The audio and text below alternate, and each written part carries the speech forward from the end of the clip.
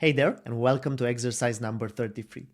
In this one, we're going to practice a new data structure called map. So the function we need to write is called getMissingContacts and receives one parameter, a map of contacts where the key is a string representing a user ID and the value is an array of user IDs. So basically the contacts for that user. Now this parameter is called contactsMap, and as mentioned, it's a map. So just a side note here, if you don't know about maps in JavaScript, I highly encourage you to pause the video, open Google, open MDN, Mozilla Developer Network, and look for the documentation on the map data structure. Now, getting back to our exercise, what does the function need to return? Well, it will return a new map where the values are the contacts missing from each user. So basically, we're gonna reverse the input, right? Let's look at the example. I think that's gonna make a lot more sense. Our example map has 3 entries, so user 1 has 2 contacts, user 2 and user 3. User 2 has no contacts and user 3 has no contacts. Now the output should be kind of reversed, so we can see user 1 with no contacts because user 1 already has both of them, user 2 with 2 contacts, and user 3 again with 2 contacts. Now, I hope this makes sense. And if you want to solve this exercise for yourself, click on the link in the description. If not, keep watching.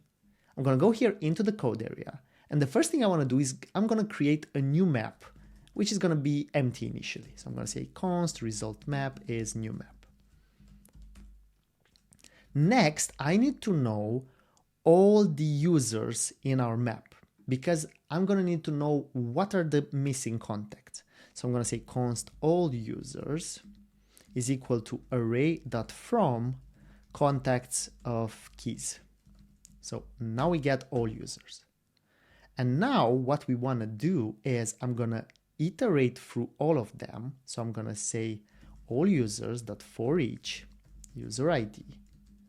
And I'm going to say const existing contacts.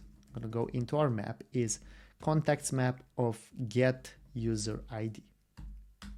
And now I want to find all the users that are not already a contact of this one. So I'm going to say const missing contacts is all users dot filter, and I'm going to put here ID.